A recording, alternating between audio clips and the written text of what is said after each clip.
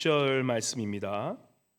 누가복음 20장 1절서부터 26절 말씀 우리 한 절씩 교독하도록 하겠습니다.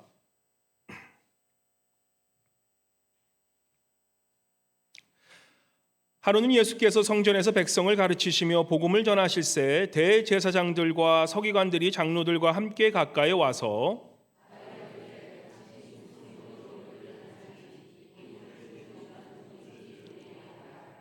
대답하여 이르시되 나도 한 말을 너희에게 물으리니 내게 말하라. 그들이 서로 의논하여 이르되 만일 하늘로부터라 하면 어찌하여 그를 믿지 아니하였느냐 할 것이요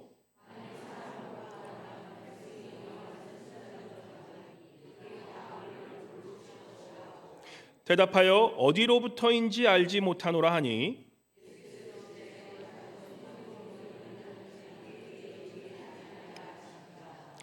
그가 또 이 비유로 백성에게 말씀하시기 시작하시니라. 한 사람이 포도원을 만들어 농부들에게 새로 주고 타국에 가서 오래 있다가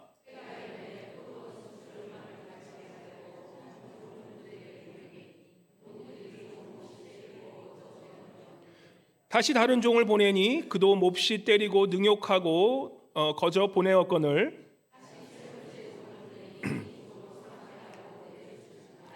포도원 주인이 이르되 어찌할까 내 사랑하는 아들을 보내리니 그들이 곧 그는 존대하리라 하였더니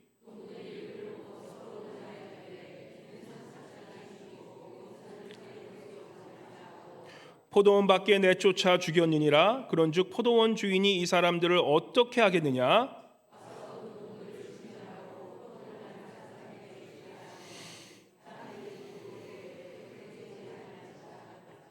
그들을 보시며 이르시되 그러면 기록된 바 건축자들의 버린 돌이 모퉁이의 머릿돌이 되었으니라 함이 어쩌미냐?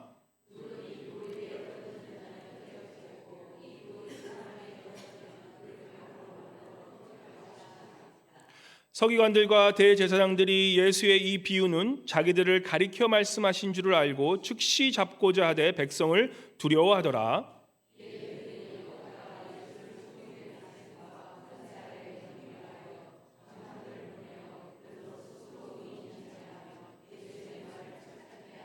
그들이 물어 이르되 선생님이여 우리가 아노니 당신은 바로 말씀하시고 가르치시며 사람을 외모로 취하지 아니하시고 오직 진리로서 하나님의 도를 가르치시나이다.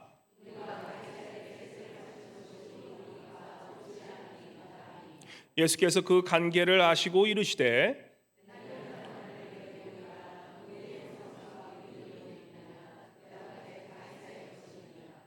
이르시되 그런즉 가이사의 것은 가이사에게 하나님의 것은 하나님께 바치라 하시니 그들이 백성 앞에서 그의 말을 능히 책잡지 못하고 그의 대답을 놀랍게 여겨 침묵하니라. 아멘. 이 시간 임마누엘 성가대 나오셔서 보혈의 은혜 주님께 찬송 올려드리겠습니다.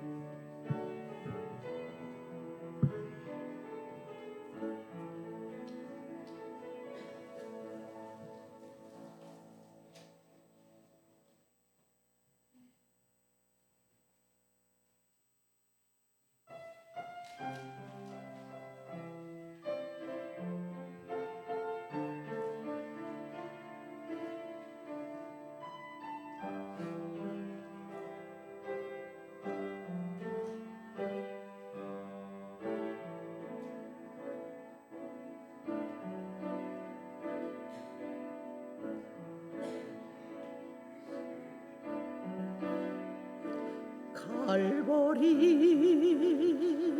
주의 음성 내 맘에 물러와 주님의 그 크신 사랑 나에게 내리시네 내 마음에 가득한 의심을 다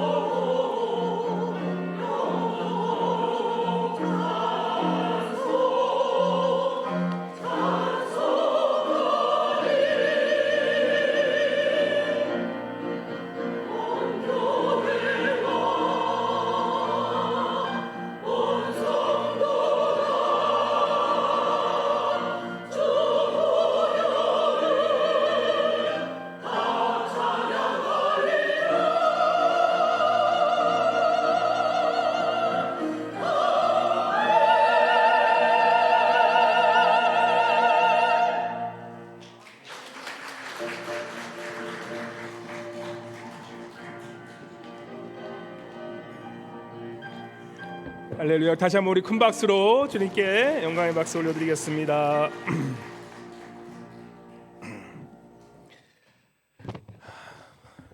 할렐루야. 우리 한번 옆에 분 오늘은 좀 꼭 한번 안아주시면서 손을 잡아대고, 남자 여자분이시면 뭐 그냥 대충 알아서 하시고, 그래서 우리 여자분이 여자분께 남자분께 좀 한번 안아주시면서 우리 반갑습니다, 우리 주 안에서 사랑합니다 한번 해주세요. 반갑습니다, 주 안에서 사랑합니다. 우리 그렇죠. 뒤에 분이 또 섭섭해할 수 있으시니까 우리 뒤에 분도 한번 보시면서 아유 반갑습니다, 주 안에서 사랑합니다.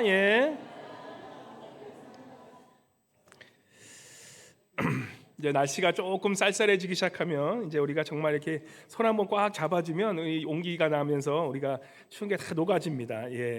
너무 좋습니다. 오늘부터 우리 다시 누가복음으로 이제 돌아옵니다. 다시 누가복음으로 돌아와서 지난 2달 우리 좀 이제 방학 이제 계약하고 다시 누가복음 본문으로 돌아와서 오늘 이제 본문으로 다시 돌아가는 그런 말씀으로 나아갑니다. 오늘 우리 본문 누가복음에 보시면 세 개의 그런 이벤트가 있습니다. 세 개의 그런 사건이 등장하는데 이 세 번의 사건이 사실은 굉장히 밀접하게 연관이 된 사건이에요. 첫 번째, 오늘 이 말씀 본문 20장에 보시면 첫 번째 사건은 이 대제사장들과 서기관들이 찾아와서 예수 그리스도의 그런 권위를 무너뜨리기 위한 그러한 질문을 하게 됩니다. 그러고 나서 주님께서 포도원의 비유를 들이시면서 그 엄중하게 그러한 이 하나님의 나라에 반대하며 또한 자신의 그러한 기득권을 위해서 싸우는 그런 자들에게 대한 그러한 엄중한 하나님의 경고의 말씀을 해주시고 세 번째 그 말씀에 우리가 잘 아는 가이사의 것은 가이사에게 하나님 것은 하나님께 드리라는 그 말씀을 우리가 가르쳐 주시는데 오늘 한번 다시 이 말씀 우리가 잘 아는 말씀을 다시 한번 함께 보시면서 이 말씀을 사실 이 연결된 말씀인데 이 연결을 말씀을 읽어보면 우리가 잘 아는 그 가이사는 가이사의 것이라는 그 말씀이 하나님 것 하나님 것이 다시 한번 새롭게 들릴 것이고 또한 이 말씀을 통하여서 정말 하나님의 것이 어떤 것인지를 다시 한번 깨닫고 그런 또 은혜를 나누는 귀한 시간 되시기를 주님의 이름으로 간절히 축원합니다. 오늘 우리 본문 말씀 한번 보시면요, 한 우리 2달 전에 마지막 그 19장을 했기 때문에 지난 19장의 말씀이 어떤 말씀이었냐라고 얘기하면 이 성전 정화의 말씀이었어요. 19장 우리 20장 바로 전 말씀에 보면 예수님께서 성전에 들어가시는데 그 성전에 누가 있습니까? 장사하는 거예요. 성전이 이 도둑들의 이 소굴로 바뀌어버린 거예요. 그래서 이 대제사장이나 서기관들이나 그곳에 많은 그런 종교 지도자들이 바로 교회 안에서 성전 안에서 장사하면서 비즈니스를 하면서 자신들의 배를 채우는 그러한 일들을 그래서 예수님께서 이 강도의 소굴이 되버린 이런 것을 뒤집어 엎으시면서 아주 엄중하게 뭐라고 하시는 그러한 장면이 바로 이 19장 마지막 절의 그 말씀입니다. 그리고 말씀이 이제는 연결이 되는 거예요. 그러면서 20장 1절에 보시면 우리 한번 같이 읽어볼까요? 20장 1절 같이 읽겠습니다. 시작. 하루는 예수께서 성전에서 백성을 가르치시며 복음을 전하실새 대제사장들과 서기관들이 장로들과 함께 가까이 와서 그래서 예수님께서는 성전은 뭐 하는 곳입니까? 성전은 예배드리는 곳이에요. 성전은 바로 주님을 예배하는 곳입니다. Nothing else예요. 교회는 죄송하지만 다른 여러 가지 있지만 교회의 본질은 어떤 곳이라고요? 말씀을 가르치며 찬양 드리며 주님의 말씀을 배우며 주님께 예배하는 예배의 장소가 바로 교회라는 곳이에요. 바로 성전이에요. 그러니까 주님께서는 그 성전의 본질을 회복시키시죠. 성전에서 백성을 가르치시며 바로 예배가 예배 장소가 되게 하시면서 복음을 전하시는 거예요. 그런데 당연히 교회가 성전에서 예배드리고 당연히 말씀 전하는데 이거를 꼴사납게 생각했던 사람들이 있었다는 거예요. 바로 누구냐? 그 성전의 지도자들이었던 대제사장들과 서기관들과 장로들까지도 이 주님을 못마땅해 하는 거예요. 참 이상하죠? 진리대로 말씀대로 이 순종하고 나가니까 그거를 시기 질투하는 사람들이 있다는 거예요. 우리가 뭐 몇 번 말씀드려서 왜 이 대제사장들과 서기관들과 장로들이 이토록 싫어했는지 알겠죠? 왜 주님께서 말씀대로 성전에서 예배드리는데 왜 그 예배드린 것을 싫어하는 것을 아시겠죠? 교회가 한참 싸우다 보면 교회의 예배를 방해해요. 왜냐? 그곳에 있었던 그곳에 자리 잡았던 기득권 잡은 자들이 지금 어떻게 됩니까? 하루아침에 비즈니스 클로즈 됐기 때문에 당연히 교회에서는 예배 드리는 곳인데 예배를 드리니까 자신들의 해왔던 그 이익을 더 이상은 취득할 수 없기 때문에 이 사람들이 어떻게 해서든지 예수를 죽이려고 19장 40절은 죽이려고 꾀하는 거예요. 참 무서운 일이에요. 그래서 이들이 찾아옵니다. 주님께서는 예배드리고 말씀 전하시고 복음을 전하시는데 이 성전에 찾아와서 제사장들과 서기관과 장로들이 바로 어떻게 하기 위해서 예수 그리스도를 죽이려고 찾아오는 거예요, 사실. 참 무서운 일이 일어나죠. 그러면서 2절에 보시면 이제 이렇게 질문합니다. 절대로 이 선의의 질문이 아니에요. 악에 가득 찬 질문하게 됩니다. 2절에 보시면 말하여 이르되 당신이 무슨 권위로 이런 일을 하고 있습니까? 그죠? 지금 대제사장들은 지금 그곳에서 돈을 많이 벌고 있어요. 많이 벌고 있었고 또 그곳에서 또한 그 제사의 그러한 그 사고 파는 걸 통해서 많은 이득을 취하고 있었는데, 근데 지금 당신이 무슨 권위로 이렇게 와서 우리를 쫓아내고 이렇게 하고 있습니까? 그들이 원했던 대답이 무엇이겠습니까? 예수님께서 이런 걸 대답했으면 좋았을 거예요, 아마. 나는 하나님의 아들로서, 나는 하나님의 권위로서 한다. 그러면 당장 어떻게 했습니까? 이 인간 봐라, 지가 하나님의 아들이 된다 그러면서 당장 잡아 죽이려고 그런 질문을 하고 있는 거예요. 너희가 무슨 권위로 하냐? 주님이 그걸 모르셨겠습니까? 다 아시죠? 그러면서 예수님께서 이렇게 대답하시는 거예요. 가끔은 가장 좋은 대답은 질문이 될 때가 있습니다. 우리가 어떨 때 누군가가 말도 안 되는 그런 딜레마 퀘스천이에요. 예스를 해도 안 되고 노를 안 될 때는 다시 질문하는 게 좋아요. 그래서 우리 주님께서 질문을 하는 거예요. 3절에 답을 하기 전에 무슨 권위 얘기 안 해줘요. 그리고 무슨 권위를 얘기하기 전에 그들에게 다시 질문하는 거예요. 3절과 4절 한번 같이 읽어볼까요? 3절과 4절 같이 읽겠습니다. 시작. 대답하여 이르시되 나도 한 말을 너희에게 물으리니 내게 말하라. 요한의 세례가 하늘로부터냐 사람으로부터냐? 예수님께서 그들의 그러한 이 묘락을 딱 벌써 이해하시고 똑같은 질문을 하는 거예요. 요한의 세례가 하늘로부터냐 땅으로부터냐 사람부터냐 얘기했을 때, 만약 그들이 요한의 세례가, 요한의 그러한 능력이, 권위가 하늘로부터 왔다 그러면 어떻게 됩니까? 예? 5절에 보시면 나오죠, 정답이. 5절 한번 같이 읽어볼까요? 시작. 그들이 서로 일어나야 이르되 만일 하늘로부터 왔다 하면 어찌하여 그를 믿지 아니할 것이냐? 사도 벌써 이 세례 요한은 죽었어요. 세례는 죽여버리고 이 대제사장들과 이들이 음모를 꾸며서 헤롯 왕에게 얘기를 해서 이 세례 요한은 어떻게 보면은 로마 정부를 반대하는 그런 사람들을 이렇게 속여가지고 벌써 하나님 이 세례 요한을 죽인 그런 상황이 되었기 때문에 바로 하늘로부터 왔다 그러면 그럼 너희들은 그렇게 얘기하면서 왜 세례 요한을 믿지도 않고 세례 요한이 죽도록 놔두었고 왜 세례 요한을 어떻게 합니까? 왜 세례 요한의 그런 세례도 받지 않은 그러한 모습이 있었느냐라고 하면서 자신들의 그런 이 위치가 좋지 않게 돼요.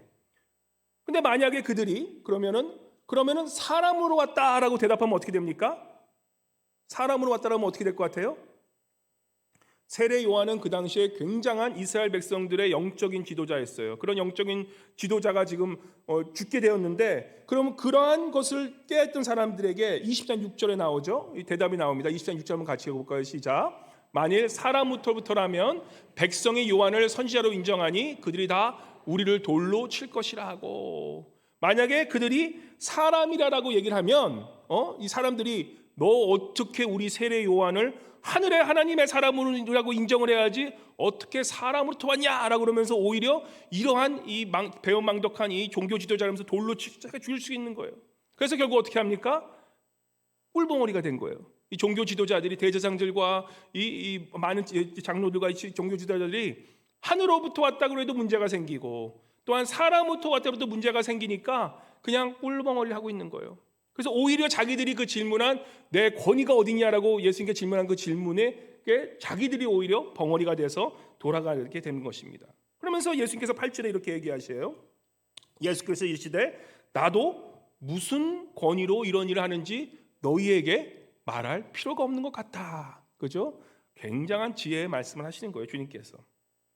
이 대제사장과 서기관들, 이 장로들의 지금 이 의도가 무엇입니까? 그죠? 결국에는 이 교회, 이 성전을 어떻게 보면은 자기들의 마음대로 그렇게 비즈니스화 시킨 그것을 다시 한번 이 회복시키기 위해서 그렇게 왔다가 결국에는 예수님 앞에서 엄청난 그런 핀잔만 들고 결국에는 말 한마디도 못하게 하는 그 모습을 보게 되는 것입니다. 그래서 우리가 여기서 참 배워야 되는 것, 그죠? 우리 20장 1절부터 8절에 또 다른 것은 무엇이 시하냐면 계속 권위에 대해서 얘기해요. 권위. 무슨 권위로 너희가, 그죠? 권위에 대해서. 저는 권위주의는 사실 그렇게 좋지 않아요. 왜냐하면 우리 믿는 자들, 특별히 교회 리더 되시는 분들, 우리 장로님들이나 우리 권사님들, 목회자를 통해서 많은 우리들은 우리가 권위가 있어요. 하지만 그 권위는 무엇입니까? 성기름에 쓰이라고 권위를 주신 거예요. 사랑하라고 권위를 주신 것이에요. 내 밥 벌어 먹으라고, 내 배부르라고 그렇게 권위 주신 게 아니라는 거예요. 근데 이 종교 지도자는 바로 자신들이 주신 그런 권위로 결국 자기 배를 치는 데 쓴 거거든요. 그래서 권위주의는 좋지 않아요. 그래서 왜냐하면 이 리더십에 있는 분들은 내가 섬김의 자리를 있고 섬기려고 사는 사람들이라는 걸 늘 기억하셔야 돼요. 그러나 그죠? 그 권위를 무너뜨리려고 하는 것도 잘못되다라는 거예요. 그죠? 요즘은 그런 일을 많이 보게 돼요. 그죠? 저 목사 내 마음에 안 드네. 저 장로 내 마음에 안 드네. 그죠? 그래서 어떻게 합니까? 많은 교회들. 그죠? 지금 교회들이 무너지니까 그거예요. 교회나 장로나 그 교회의 리더십을 아예 우습게 만들어 버려요. 뒤에서 욕하고 이상하게 만들어서 소문내가지고 이상하게 하면 그 권위를 무너뜨리게 되는 거예요. 하나님의 교회는, 하나님의 나라는 질서의 나라예요. 하나님은 모든 것을 창조하실 때 질서대로 창조하신 거예요. 하나님의 주신 그 권위 또한 인정을 해야 된다는 거예요. 물론 그 권위를 가지고 섬기는 데 쓰지 않고 사랑을 쓰지 않은 그러한 권위주의적 리더십이 문제가 되긴 되지만, 그렇다고 그 권위주의적 밑에 있는 사람들이 그것을 장로나 목사를 우습게 만들어서 때려내는 그것도 사단의 방법이라는 거예요. 지금 이 정교 지도자들을 바로 그걸 하고 있는 거예요. 예수님한테 어떻게 해요? 예수님을 우스갯사람으로 만들어서 미친 사람처럼 만들어서 결국 그 사람을, 예수님을 끌어내리려는 것. 그죠? 지금 그 똑같은 게 얘기예요. 그래서 우리가 특별히 우리 성도님들이 아셔야 되는 것은 사단이 그걸 제일 잘 써요. 요즘 세상에서는 권위를 무너뜨리는 세상이기 때문에 권위가 무너지면 어떻게 됩니까? 결국 말씀이 무너지기 시작해요. 말씀이 무너지면 어떻게 됩니까? 하나님의 존재가 별로 이렇게 존재 자체도 무너지게 되는 거예요. 권위를 계속 무너뜨리는 이유 중에 하나, 그 끝을 가면 결국 뭡니까? 하나님의 권위마저 넘어뜨리려는 사탄의 속셈이 있다는 것을 간파하셔야 된다는 거예요. 왜 다윗이 훌륭한 왕이었지 아십니까? 다윗이 왜 훌륭한 왕이었냐면 사울이 정말 형편없는 인간이었어요. 처음엔 좋았다가 나중엔 시기 질투에 빠져가지고 너무 질투에 화신이 돼가지고 정말 말도 안 되는 일들 했음에도 불구하고 다윗이 왜 훌륭한 왕이었냐면 내가 싫어하는 왕, 내가 마음에 드는 사람이 아니었지라도 그가 어떻게 합니까? 하나님의 권위를 인정했다라는 거예요. 그래서 끝까지 사울을 건드리지 않잖아요. 그건 뭐예요? 비록 내 마음에 들지 않는 사람이라 할지라도 하나님의 권위로 세운 그 하나님의 자리를 내가 넘보지 않겠더라. 아무것도 아니고 그냥 넘어가면 될 선인데 다윗은 그걸 하지 않은 거예요. 그게 믿음의 종이 한 장 차이라는 거예요. 믿음은 큰 게 아니에요. 종이 한 장 차이야. 종이 한 장 차이. 과연 내가 저 사람이 나를 마음에 안 들어서 하지만 그렇다고 내 마음대로 저 사람을 무너뜨려가지고 내가 저 사람 위에 올라가겠느냐? 아니면 하나님이 세우신 그러한 권위를 내가 인정하고 나아가겠느냐? 그게 바로 믿음의 사람들이 하는 일이라는 거예요. 비록 내 마음에 들지 않고 내 유익에 맞지 않는 사람이라 할지라도 하나님이 세우신 그 권위를 인정하고 나아갈 수 있는 그것이 진정한 믿음의 사람들이라는 것입니다. 근데 지금 이 대제사장들과 이 모든 사람들은 어떻게 합니까? 예수님마저도 내 욕심에 지금 내 이 배를 채우는데 방해가 되는, 그죠? 진리는 오히려 이 사람들한테는 말씀, 이런 정직, 이런 것들은 다 자기들의 그러한 밥벌이의 걸림돌밖에 생각하지 않는 거예요. 그래서 진리를 무너뜨리려고 지금 하는 그러한 모습들을 보게 됩니다. 주님께서 이것을 왜 모르셨겠어요? 주님께서 단단하게 무섭게 경고하십니다. 그게 바로 두 번째 말씀이에요. 포도원 농부에 대한 말씀이 이러한 권위를 무너뜨리고 하나님의 권위까지도 무너뜨리려는 그러한 무서운 그러한 음모를 가진 자들에 대한 무서운 경고라는 거예요. 그래서 이 두 번째 경고는 어떻게 보면 굉장히 무서운 말씀하시는데 어떤 경고를 하시냐? 바로 9절에 보시면 이런 9절과 10절 한번 같이 읽어볼까요? 같이 읽어보도록 하겠습니다. 시작. 그가 또 비유로 백성에게 말씀하시기 시작하시니라. 한 사람이 포도원을 만들어 농부들에게 새로 주고 타국에 가서 오래 있다가 때가 이름에 포도원 소출 얼마를 바치게 하려고 한 종을 농부들에게 보내니 농부들이 종을 몹시 때리고 거저 보내었거늘. 이게 무슨 얘기냐면 주인이 있어요. 우리 가끔 다 우리 비즈니스 하신 분들 있잖아요. 그죠? 비즈니스. 내 주인이 있는데 이 내 가게인데 이걸 매니저를 맡겨놓은 거야. 근데 이 매니저를 맡겨놨는데 이 매니저가 배은망덕하게 아예 모든 것을 자기 거로 다 만들어버리고 있는 거예요. 딱 보니까 주인이 다 알잖아요. 매상 얼마 나오는지 알고 딱 보면은 이거 딱 주인들은 다 알아요. 주인들은 딱 보면 딱 나와. 거기에 모르는 척해도 다 보여. 내 거기 때문에 다 보이는 거야. 딱 보는데 이게 이상한 짓 하고 있네. 이거 뻔해. 이상한 막 자기도 모르게 막 뒤에서 이 돈을 훔치고 있고 이런 걸 하고 있는 거 딱 보니까 그래서 종을 보냈어요. 그런데 종을 보냈는데 11절에 보시면 몹시 때리고 능욕하고 아예 보내버린 거예요. 종을 그렇게 3명을 보내요. 그래서 주인을 대신해서 매니저를 보내서 제네럴 매니저를 보내서 했는데 3명 다 문전박대를 받고 아예 그것도 모자라서 때리고 다시 찾아오면 막 죽여버릴까 그러면서 막 협박을 하고 보내버린 거예요. 말도 안 되는 일이 생겨버린 거예요. 그래서 13절에 보시면 포도원 주인이 마음을 먹습니다. 참 포도원 주인이 착하신 분이에요. 그래서 포도원 주인이 이르되, 우리 13절 읽어볼까요? 같이 시작. 포도원 주인이 이르되 어찌할까? 내 사랑하는 아들을 보내리니 그들이 혹 그는 존대하리라 하였더니, 그죠? 포도원 주인이 마음이 착하신 건지 아니면 너무 순진하신 것인지 3명이 맞아 죽을 뻔했는데 이제는 나를 대신할 나의 상속자인 아들을 보냈다는 거예요. 아들을 보냈는데 분명히 3명의 한 짓을 보면 이 포도원 지금 이 매니저들이 농부들이 어떻게 할지 뻔히 알면서도 아들도 맞아 죽을 수가 있는데 또 보내신 거예요. 또 보내신 거야. 이게 무슨 얘기하는지 아시겠죠? 이게 우리 하나님의 마음이신 거예요. 하나님은 예수 그리스도를 알고 보내신 거예요. 인간들이 어떻게 나의 아들을 어떻게 할지 알고 보내신 그 아버지의 마음을 아시겠습니까?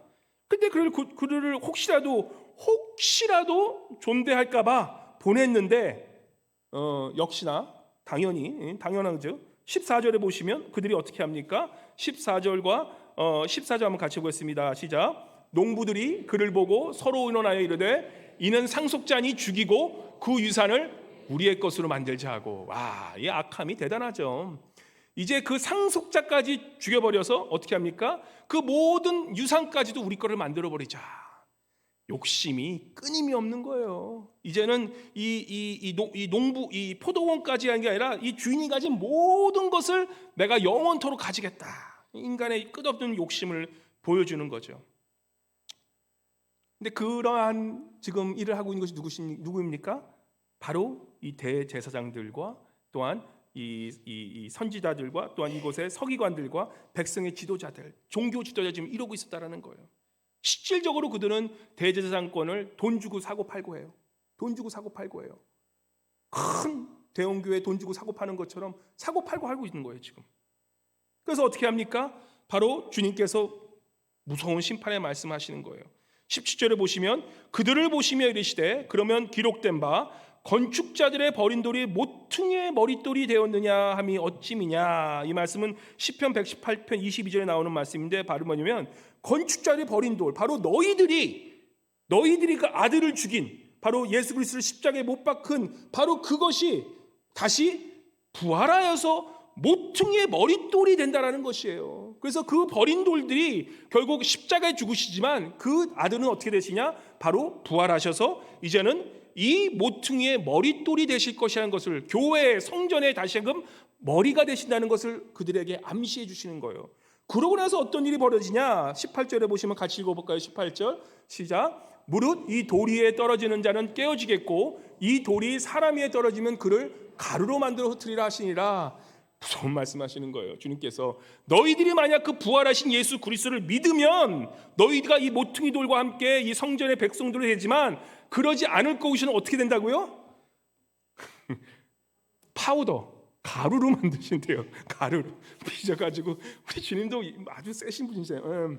너희도 그렇게 하다가 가루 된다. 이거는 뭐 조폭 영화를 봐도 그런 얘기는 안 나올 텐데 이 돌로 찧어가지고 가루가 된다고 무서운 말씀하시죠. 진짜 실질적으로 그렇게 되고 정말 심판이 얼마나 무섭습니까? 그러니까 이제 지금 얼마나 지금 이 대제사장들과 지금 이 종교 지도자들 바로 사두개인과 바리새인들 얼마나 지금 이제 이 사람들이 열이 받은 거예요. 이건 해보자는 게 아니라 이건 완전히 대전쟁을 선포하신 거예요. 주님께서 대전쟁을 선포하신 겁니다. 그 당시에 지금 이 상황이 어떤 상황이냐면 우리가 그 좀 상황을 이해해야 되는 게 필요한 게 그 당시에 이 바리새인들은 어떠한 사람들입니까? 바리새인들은 우리가 쉽게 얘기하면 요즘처럼 얘기하면 그냥 우파예요, 우파. 그죠? right wing people이에요.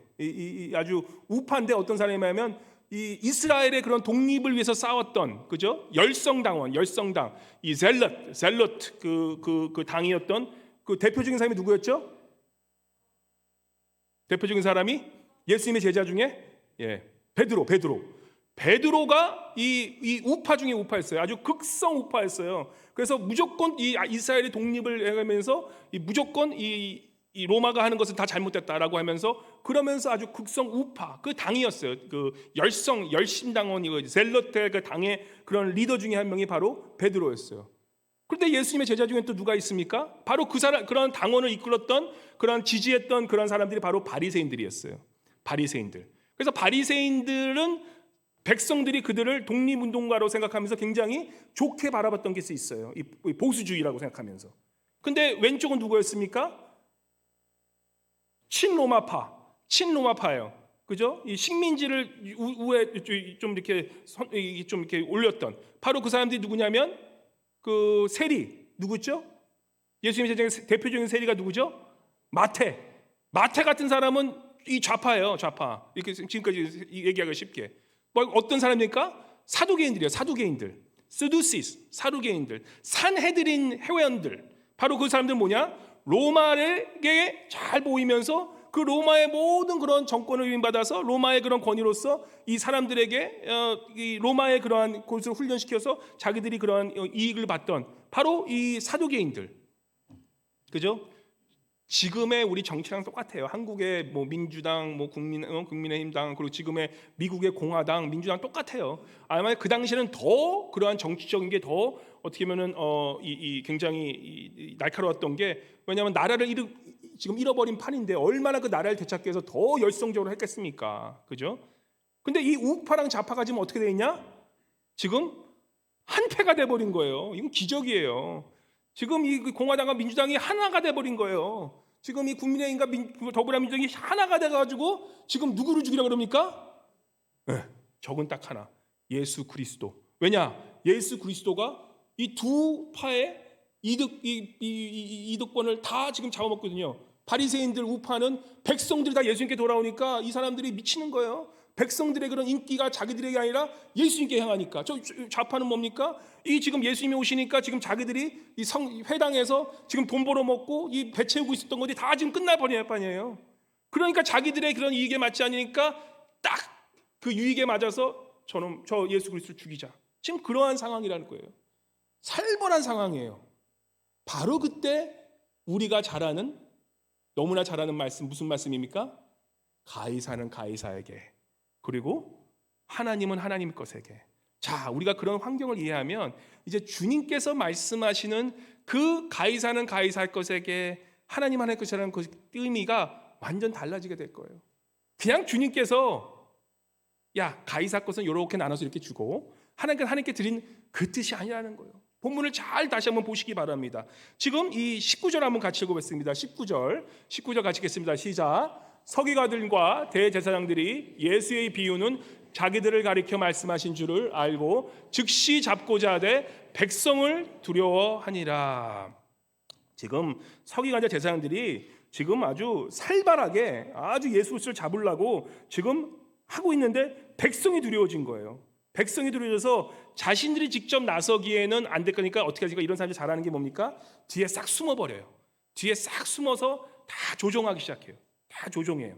그죠? 아주 그냥 이 헤드코어로 컨트롤 딱 두고 자기가 원하는 사람 다 조용한 사람 세워가지고 멋진 보이는 사람 세워가지고 거기서 다 지금 컨트롤하고 있는 거예요. 그래서 20절에 보시면 이에 그들이 엿보다가 예수를 총독의 다스림과 권세 아래에 넘기려 하여 정탐들을 보내어 그들로 스스로 의인인 체하며 예수의 말을 책잡게 하니, 예수의 말을 책잡게 하니, 여기서 보시면 뭡니까? 바로 굉장히 착한 그런 모습으로 와가지고 스스로 아주 좋은 그러한 팔로워처럼 생각하게 하면서, 그러면서 예수의 말을 책잡기 위해서 지금 들어온 거예요. 그래서 예수님께서 이렇게 나오십니다. 21절 말씀 같이 읽어볼까요? 21절 시작. 그들이 물어 이르되 선생님이여 우리가 아노니 당신은 바로 말씀하시고 가르치시며 사람을 외모로 취하지 아니하시고 오직 진료 사람의 도를 가르치시나이다. 22절. 자, 그러면서 질문합니다. 22절입니다. 22절 시작. 우리가 가이사에게 세를 바치는 것이 옳으니까 옳지 않으니까 하니. 아주 교묘하게 예수님의 마음을 참 이렇게 좀 풀어준 다음에 아주 교묘하게 질문하는 거예요. 이 질문이 잘 생각해 보시면 어떤 질문입니까? 예수님을 함정에 넣기 위한 질문이에요. 또 다른 딜레마 퀘스천이에요. 예스해도 문제가 생기고 노해도 문제가 생겨요. 왜냐? 바로 생각해 보세요. 만약에 가이사에게 세를 바치는 것이 옳다라고 얘기를 하자. 그러면 이거는 누구 편 드는 겁니까? 저 좌파, 저기 누구냐? 바로 사두개인들, 바로 로마, 친로마 정부 세력의 그러한 당회원들을 편드는 거예요. 왜냐?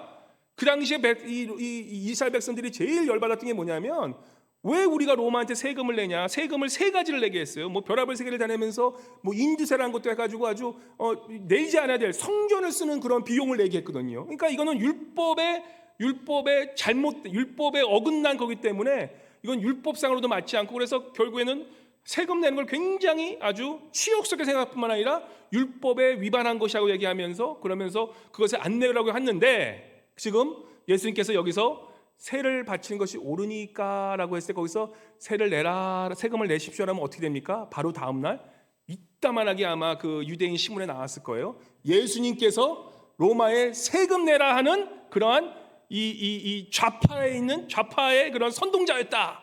그러면 국민들이 어떻게 됐습니까? 바로 그 즉시 이스라엘 백성들이 다 예수님을 아예 그냥 돌멩이로 쳐 죽였을 거예요. 예스해도 안 되는 거예요. 자, 그럼 반대로 그러면 예수님께서 그러면 세금을 내지 마십시오라고 하면 어떻게 되겠습니까? 이거는 이제 누구예요? 이거는 이제 이쪽 사두개인들이 이제 완전히 뒤지고 엎은 거지. 예수 봐라. 예수가 만약에 세금 내지 말라 했다. 로마 당장 이 총독 불러가지고 예수가 세금 내지 말라고 그랬어. 반 로마주의자라고 해가지고 바로 그 당시 그 자리에서 아마 세금 내지 말라고 해서 사용할 수 있는 그러한 함정에 빠뜨리게 되는 거예요. 참 이 좌파랑 우파랑 함께 맞추면 이거는 완전히 우리가 벗어날 수 없는 거예요. 그러한 상황에 예수님께서 지금 그 질문에 답하신 겁니다. 예수를 죽이기 위한 목적을 가지고 결국에는 그런 가이사 것은 그 질문을 세금을 내겠습니까 말았습니까? 그 상황에 예수님께서 어떠한 대변을 하시는지를 보시면 얼마나 이게 참 궁금하지 않으십니까? 예수께서 어떻게 답변하십니까? 답을 안 하세요. 처음에 답을 안 하시고 어떻게 하십니까? 24절 1절 24절 말씀 한번 우리 자세히 읽어볼까요? 24절 같이 읽겠습니다. 천천히 읽겠어요. 시작. 데나리온 하나를 내게 보이라. 누구의 형상과 글이 여기 있느냐 대답하되 가이사의 것이니이다. 이게 뭐라고 합니까? 거기 있는 아마 바리새인이야. 많은 사람 바리새인에게 야 데나리온 하나만 가져와라. 당장 갖고 와요. 야 걸려들었다. 예수님 걸려들었다. 우리한테 딱 당장 바로 줘요. 근데 데나리온 하나를 보이는 거예요. 그거가 벌써 예수님께서는 뭡니까? 이 사람들의 마음을 보게 하는 거예요. 바로 지금 그 당시에 이 데나리온이라는 것은 거의 하루 품삯의 그런 동전이었는데 뭐 한 6g 정도밖에 안 되는 아주 조그만 금액인데 근데 거기에 누구의 형상이 있습니까? 가이사의 것. 그 당시에 이 가이사는 자신을 신격화시키기 하기 위해서 요즘 우리 미국 동전봐도 뭐라고 적혀 있죠? In God we trust하고 적혀 있잖아요. 그죠? 하나님 안에 우리는 하나님을 믿습니다라고 한 것처럼 그 당시 그 동전에도 그 가이사를 신격화시키면서 가이사가 모든 것에 하나님 가이사를 믿는 것이 하나님 믿는 것이 그런 식으로 막 이 신성화시키는 것이었는데 그거를 바리새인들은 사실 그 동전을 갖고 다니는 것조차 이것은 율법에 어긋나고 이것은 굉장히 부정의한 이런 불성실한 행동에서 아예 동정 가진 것도 꺼야 되는데 바로 그 자리에서 이 데나리온을 딱 보여주는 거예요. 자신들의 그러한 이 위선됨을 보여주는 거예요. 자신들의 위선됨을, 자신들이 극도로 싫어하는 그 가이사의 동전을 갖고 있는 것 자체가 벌써 예수님께서는 너희들의 마음이 어떠한 마음인지를 바로 거기서 보여주시는 거예요. 그러고 나서 뭐라 그러냐? 누구의 형상과 그리 여기느냐? 대답하되 가이사의 것이니라. 이것은 가이사 것이라고 얘기하는 거예요. 그러면서 주님께서 유명한 25절 말씀을 하시죠. 25절 말씀 우리 한번 같이 읽어볼까요? 시작. 이르시되 그런즉 가이사의 것은 가이사에게, 하나님의 것은 하나님께 바치라 하시니. 한번 잘 생각해 보시기 바랍니다. 가이사의 것은 가이사에게, 하나님의 것은 하나님의 것으로 바치라라고 하는 이 말씀이 과연 예수님께서는 어떤 의미로 그에게 말씀하셨을까요? 가이사의 것에 정말 바치라고 하셨을 거예요? 만약 그런 뜻을 주셨으면 예수님께서 문제가 생기셨을 거예요. 근데 주님께서는 그 후에 하나님의 것은 하나님의 것으로 바치라고 그렇게 말씀을 하시는 거예요. 여기서 잘 보시면 이 주님께서 말씀하시는 이 말씀 내용을 보면 가이사의 것은 가이사에게 바치라, 이 가이사에게 드리라라는 이 뜻은 뭐냐면 이 원어를 보면 이것을 갚으라, 되갚으라는 뜻이에요. 돌려주라는 뜻이에요. 그러니까 그 뜻은 뭐냐면 가이사가 만약에 로마 정부가 너희에게 나라로서 너희에게 필요한 것들을 제공하였다면 그거에 대해서 너희가 갚는 것이 당연하지 않냐? 그죠? 누가 나에게 잘해줬으면 그래서 나에게 잘해준 사람에게 뭐를 갚는 것은 당연한 것이다. 그래서 가이사 것은 만약 이 로마 정부가 너희에게 길도 닦아주고 거기에 뭐 좋은 것도 해주고 또 나라도 지켜주고 너희들의 그런 안전을 지켜줬다면 그거에 대한 세금은 너희가 갚아주는 것은 당연한 거 아니냐? 하지만 정확한 또 말씀 무엇입니까? 바로 하나님의 것은 하나님께 바치라라고 말씀하시는 거예요. 이 말씀은 무엇이냐면 하나님께서는 우리가 잘 아는 이 가이사의 것은 가이사의 것에게, 하나님의 것은 하나님의 것에게, 이거 많은 사람이 썼어요. 세금 잘 내고 하나님 것은 하나님께 헌금 내. 딱 우리가 이 나눠 가지고 요건 하나님 거, 요건 가이사 것에 드려. 그 말씀이 아니에요. 이 말씀은 무슨 말씀이냐면 바로 너의 마음을 보면서 너의 마음 중심에 지금 어떠한 마음이 있냐를 가르치는 거예요. 주님께서 그들에게 가이사 것은 가이사에게, 하나님 것은 하나님께 드리는 말씀하시는 것은 너희가 가증한 마음으로 그러한 질문하는 그것이 뭐예요? 가이사 것은 가이사 것, 하나님의 것을 나누는 것이 아니라 주님의 말씀 그 말씀이 아니라 바로 너희의 마음이 그런 질문하는 것조차가 잘못되었고 이 모든 것이 이분 가이사 것마저도 하나님께서 지으신 왕국임을 너희가 알지 못하느냐? 가이사 것은 바쳐 네가 드리지만 그 가이사 왕마저도 바로 하나님께 속한 왕이란 것을 너희가 알라라고 그렇게 말씀하시는 것이에요. 지금 바리새인들과 사두개인들과 대제사장들은 바로 어떤 마음을 가졌습니까? 하나님 것까지도 뺏으려는 그런 마음을 갖고 있던 사람들이에요. 그러한 악한 마음을 가지고 있던 사람들, 바로 그런 사람들에게 주님께서는 하나님의 것은 하나님의 것으로 드리라는 뜻은 바로 그 마음이 무엇입니까? 지금 너희가 생각하는 너 거라고 당연히 생각하는 그 모든 것이 바로 하나님께 속한 것이다 라고 얘기하는 것이에요. 우리 사랑하는 성도님 여러분, 저는 사실 이 말씀 묵상하면서 마음에 찔리더라고요. 우리가 매일매일 살아가면서 당연히 생각하는 많은 것들, 우리가 바리새인들과 저 대제사장들과 다를 바가 없어요. 단지 우리는 뭐 도둑질 좀 안 할 뿐이지. 근데 우리는 생각하는 게 무엇입니까? 우리는 너무나 내 것은 내 것, 나라 것은 나라 것, 하나님 것은 그냥 조금 쪼개서 드릴 것, 그렇게 생각하고 살아가는 우리라는 것이에요. 근데 예수님께서 말씀하시는 것은 너희가 가진 모든 것이 하나님께로부터 왔다라는 것을 가이사는 가이사 것에게 되돌려주고 하나님의 것은 하나님의 것으로 알라고 바로 여러분과 저에게 말씀하고 계시다는 것입니다.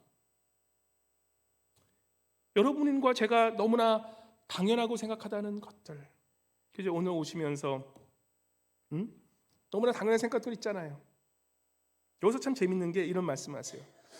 우리가 하나님께서 여기서 정확하게, 그죠? 정확하게 그러면 가이사 것에게는 15%, 그리고 하나님의 것은 10% 이렇게 나눠주셨으면 조금 좋았을 텐데 주님은 그런 말씀 절대 안 해주세요. 우리에게도 그런 말씀 안 하세요. 무슨 목록이나 규정대로 이렇게 정확히 맞춰라라고 그게 안 하시고 우리에게 맡기시는 거예요. 스스로에게 맡겨서 너희가 하나님 것을 하나님께 드리고 세금은 네가 알아서 하고 그렇게 드리는 거예요. 우리 성 어거스틴이 이런 얘기를 합니다. 성 어거스틴이 그럼 하나님과 이 세상 것을 어떻게 분별합니까? 라고 했을 때 딱 한마디로 정의해요. 하나님 여호와 하나님을 진정으로 사랑하십시오. 그리고 당신이 원하는 대로 바치십시오. 이 말씀은 무슨 얘기냐면 내 마음대로 하라는 것이 아니라 우리가 진정으로 하나님을 사랑하는 그 마음이 있다면 우리가 당연히 하나님께 무엇인 것을 드릴 것을 우리가 알게 된다는 거예요. 오늘 목사님께서 이런 예화를 하시더라고요. 젖소 2마리를 자기가 가진 그 소가 이제 젖소가 이제 이 쌍둥이 젖소를 낳았어요. 쌍둥이 2마리 젖소를 낳았는데 둘 다 너무나 이렇게 참 이게 복스러운 젖소가 나온 거예요. 어린 젖소가. 그래서 이 남편이 너무나 이 믿음 있는 남편이었나 봐요. 그래서 우리 여보, 우리 한 마리는 우리 하나님께 드리고 이 한 마리는 우리가 가집시다. 뭐 50% 거의 하나님께 드리는 거예요. 그래서 너무 좋습니다. 근데 어느 그 젖소를 드릴 건지 얘기 안 하고 둘 중에 하나 준다고 얘기를 했어요. 그래서 딱 드리려고 하는데 드리기 며칠 전에 갑자기 그 젖소가 한 젖소가 병이 들어버렸어. 하필이면. 그래서 그 젖소가 죽어버렸어요. 그래서 그 믿음 좋아 보이던 남편이 아내에게 뭐라 그랬습니까? 여보, 하나님께 드릴 젖소가 죽었으니 이제는 우리 드리지 맙시다. 그죠? 그죠? 네. 우리는 그렇게 생각하고 있지 않습니까? 우린 너무나 내 것은 내 것. 그죠? 너무나 내 것이 당연하고 생각하는 이것들. 근데 우리가 알아야 되는 것은 바로 내가 당연히 생각하는 내 것이 하나님의 것인 것을 우리가 깨닫고 살아야 된다는 것이에요. 우리에게 주신 너무나 당연한 이 시간들, 우리에게 주신 당연한 이렇게 예배 드릴 수 있는 이러한 환경들, 그죠? 오늘 한번 여러분 생각해 보세요. 우리 애들한테 야, 너는 what are you taking things for granted? 그러니까 네가 너무나 당연히 너 거라고 생각한 것이 무엇이냐라고 질문했어요. 그러니까 작은 애가 고민을 하더라고요. 여러분은 어떤 거라고 생각하십니까? 근데 작은 애가 고민하더니만 난 당연히 무슨 자기가 갖고 있는 옷 이런 거 생각했는데 그러더라고. 자유라고 그러더라고. 자유. 네, 둘째가 가끔 황당한 얘기를 많이 해요. 그래서 그거 굉장히 그것만 우리 대화에도 꽤 오래 가겠다 얘기했는데 자유도 당연히 우리가 누린 것 같지만 이렇게 예배 드릴 수 있는 것 이거 하나님이 주시지 않으면 우리가 못한다라는 거예요. 여러분은 지금 당연히 생각하는 것 어떤 게 있으세요? 바로 오늘 하나님께서 가이사의 것은 가이사에게 하나님의 것은 하나님께 바치라는 그 말씀이 바로 여러분과 제가 생각하는 이거는 내 것이라고 하는 바로 그것에 대해서 하나님의 것은 하나님의 것이라고 말씀하시는 것이에요. 우리가 생각하는 너무나 당연한 내 것, 내게 주신 건강, 그죠? 내게 주신 재물, 내게 주신 사업, 내게 주신 자녀마저도, 그죠? 내게 주신 능력, 자유, 좋은 날씨, 이런 환경, 이 모든 것이 바리새인들과 그 종교지들의 문제는 다 내 것이라고 생각했는데 바로 이것이 내 것이 아니라 하나님 것이다라는 것을 오늘 본 말씀을 통해서 우리 예수님께서 여러분과 저에게 말씀하고 계시다는 것입니다. 우리 사랑하는 성도님 여러분, 가이사는 가이사에게 드린다. 아니요. 우린 모든 것이 우리는 정말 청지기로서 모든 것이 하나님께서 왔다는 것을 인정하고 나아가는 것이 바로 신앙인들이라는 것이에요. 믿습니까? 하나님께서 오늘 주신 모든 것이 다 내가 누릴 수 있는 모든 것이 다 하나님 것이라는 것을 알고 살아가는 것. 그래서 그렇게 청지기로 살아가는 것이 우리의 모습이 되어야 되는데 우리가 언제부터인지 너무나 내 것이 되어버린 것들이 있다면 오늘 이 시간 주님께서 말씀하시는 가이사의 것은 가이사에게 하지만 하나님의 것은 하나님의 것으로 드리라는 그 말씀을 우리 다시 한번 마음속에 되새기시면서 오늘 우리 잠깐 회개 기도 드리고 나아갈 때 주님, 내가 이 시간 너무나 내 것이라고 생각하면서 내가 손에 쥐우려고 하는 것이 있습니다. 주님 용서하여 주시고 회개하게 도와주시고 정말 주님께서 원하시는 대로 정말 모든 것이 주님께 왔다라는 것을 우리가 인정하고 나아가는 저의 모습 되어달라고 우리 한번 주님 앞에 한번 통성으로 한번 기도했으면 좋겠습니다. 한번 주여 한번 외치시고 우리 주님 앞에 주님 내게 주신 모든 것 주님 것이옵나오니 주님께 내어드립니다. 나의 걱정과 근심과 내가 지금 취하려는 모든 것들이 하나님께로 왔던 것을 우리가 알게 도와주시고 모든 것이 하나님께 속한 것을 알게 도와주셔서 주님 내 속에 있는 당연한 것들 다시 한번 주님께 드리겠습니다라고 이렇게 고백하는 우리 회개 기도 주님 함께 한번 올려드리도록 하겠습니다. 우리 주여 한번 외치시고 주님께 마음을 다하여 한번 기도하고 나가도록 하겠습니다. 주여 할렐루야. 참 좋으신 하나님 아버지 감사 또 감사드립니다. 아버지 저 정말 주님 저희가 주님 앞에 나아갈 때에 우리는 너무나 내 것이 너무 당연하게 생각했던 것들이 있습니다. 아버지 주님께서 말씀하시는 그것들 아버지 정말 하나님 것은 하나님 것이라고 말씀하시는 그것을 우리가 깨닫을 수 있도록 주님 도와주시옵소서. 우리 마음속에 지금 이 순간 내 거라고 생각하는 것들 주님께 내어드릴 수 있도록 주님 함께하여 주시옵소서. 너무나 당연히 내가 누리고 있었던 이 모든 것들이 하나님의 은혜임을 깨닫게 도와주셔서 아버지 정말 주님은 주님 것이라고 드릴 수 있는 저희를 낼 수 있도록 주여 도우시고 인도하여 주시옵소서. 우리 마음속에 혹시라도 바리새인과 같은 그런 아버지 나의 욕심을 채우기 위한 욕망이 있다면 주님 앞에 내어드리고 온전히 진리 앞에 바로 서게 도와주실 뿐만 아니라 온전히 하나님의 것을 하나님께 드릴 수 있는 마음의 성도를 낼 수 있도록 주여 도우시고 인도하여 주시옵소서. 아버지 이 시간 마음속에 자정하여 주셔서 온전히 다시 한번 하나님께 드리고 나아갈 수 있는 저희 모두 될 수 있도록 이 시간 함께하여 주시옵소서. 감사드립니다. 주님 도와주시옵소서. 할렐루야. 참 좋으신 하나님 아버지 감사합니다. 주님 우리 마음속에 혹시라도 저 바리새인과 같은 사두개인 같은 아버지 나의 욕심을 채우기 위한 마음들이 있다면 주님 앞에 아버지 회개하고 나아가기 원합니다.